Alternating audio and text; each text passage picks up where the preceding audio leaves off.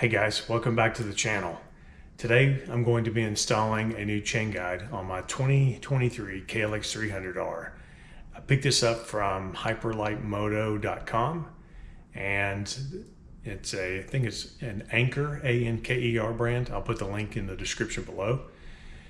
But I have not seen, this is the only chain guide I've seen for a KLX300. So the stock one, like I mentioned in another video, is like really big and bulky. A lot of silver. I'm trying to do a silver delete to a certain degree. And you'll see here's the Anker chain guide, and I've already got it. I've already taken the bottom piece off. So this is the top. This goes in down here. You can see the little groove right there. That's the chain guide. There are 4 screws, 2 on either side, and then this piece mounts up to the swing arm. So just doing a little experimentation. This is the stock chain guard here, and it was interesting. 2 things I found interesting when I took this off. If I can grab it, it's in pieces. So number one, the nuts were not very tight on the chain guide. So make sure you're checking your torques and just make sure everything is nice and tight on your bike. The next thing I noticed was, let's see if I can hold this, was this. It's already damaged.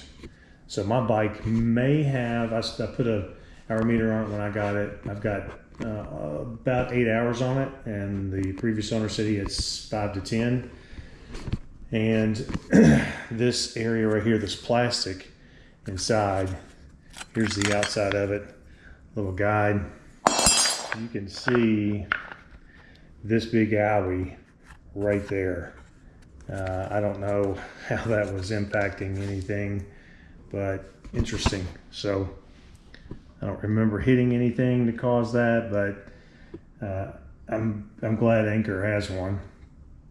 And I'm glad I'm going to change it out. So I'm glad that's gone. Easy to come off. You need a 10 millimeter wrench to hold the nuts, and an 8 millimeter socket for the head of the bolt. So it comes off really easily.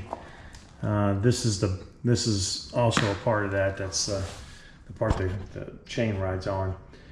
So now that I've got that off, I'm gonna do maybe a little bit of inspecting on the swing arm just to make sure everything's cool, and then I'm gonna try to do a fitment test, and then I'll just start putting it back on there.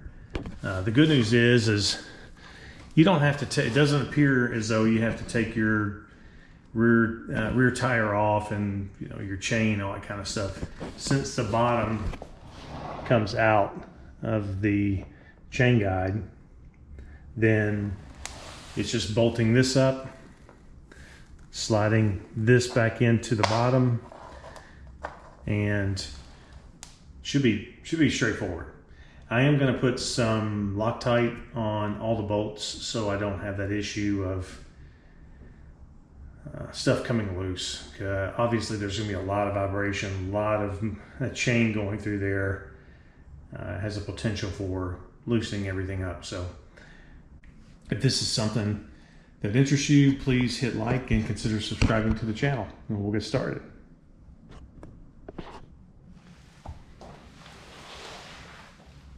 All right, so this bracket obviously just bolts up like that. Good fitment on that. Everything's lining up really well. So obviously that goes there. It does come with its own hardware. There were washers for those bolts. Okay, so these are self-locking nuts.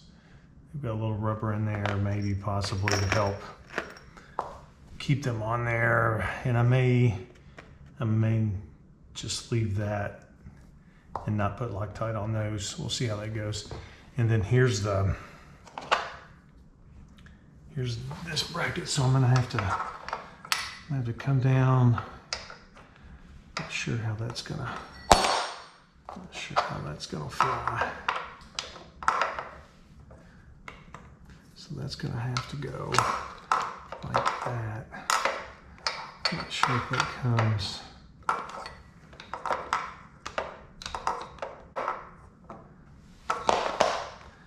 It looks like a fitment. It's interesting. Very interesting. Okay, because that comes down like that. And then that's gonna fit. That's supposed to fit right there. And I'm not real sure that that's actually gonna, you can see I'm moving the sprocket.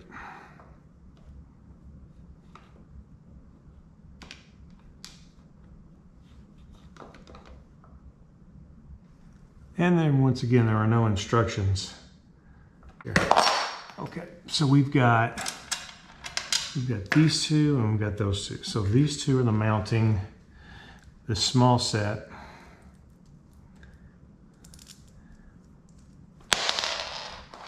And those are self-locking nuts on that too, so that's good. All right, so it probably took me 40 to 45 minutes to put this thing on. And it was because those spacers they came prepackaged on the short bolts. And I could tell that the chain guide was not lining up correctly and it was causing me some concern. And once I figured out the spacers actually went on the long bolts, like this really should have been about a 15-minute job.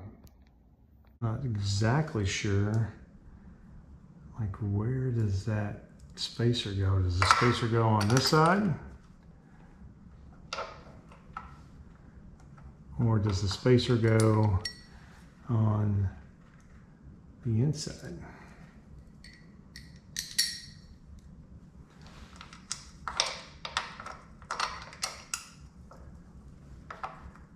It doesn't matter.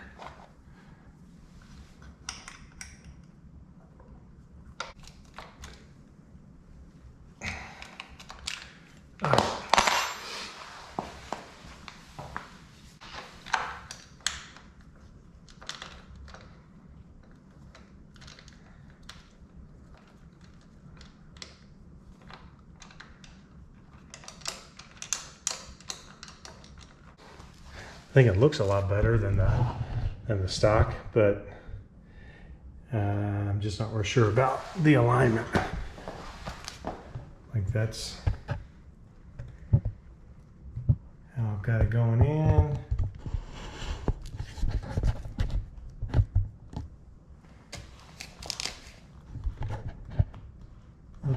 You know, it seems like it's up against this side quite a bit. I don't know how to.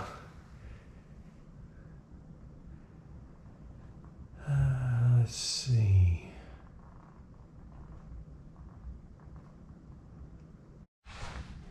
And we're back. Okay, so finally figured this out. And if you remember when I showed you the hardware, the spacers that you see, let me see if I can get in there. Right here, that spacer, which is now on the long bolt, was on these short bolts.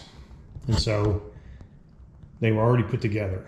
So that's why I put the spacer on the back side up here. I was trying to figure out which side it should go on, this side or that side. Well, it doesn't go on this at all.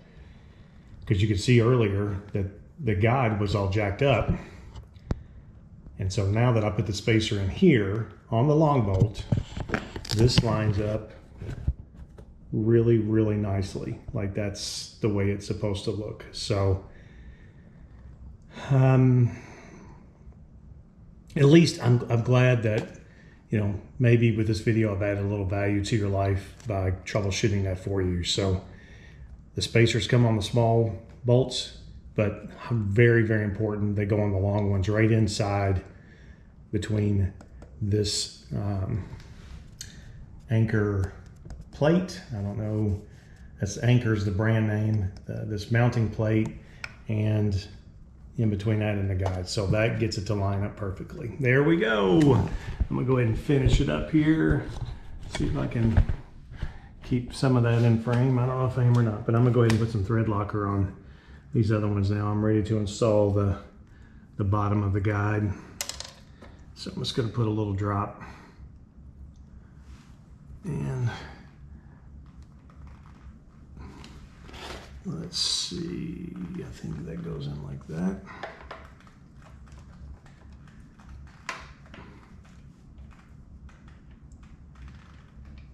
And let's see, let me slide it in just a little bit.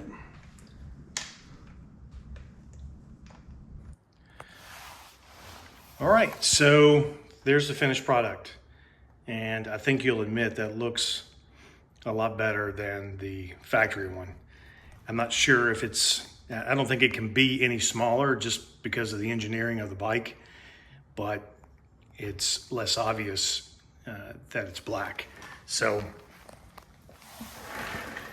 wheel turns very freely, no noise. And once I figured out, once again, those spacers,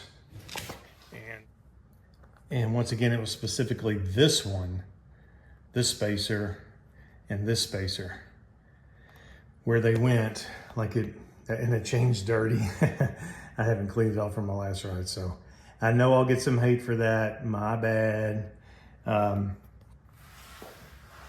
So remember, the spacers come on the short screws. They're pre-packaged that way, but take them off, and this is where the spacers go. So there you go. Pretty straightforward once you figure that out.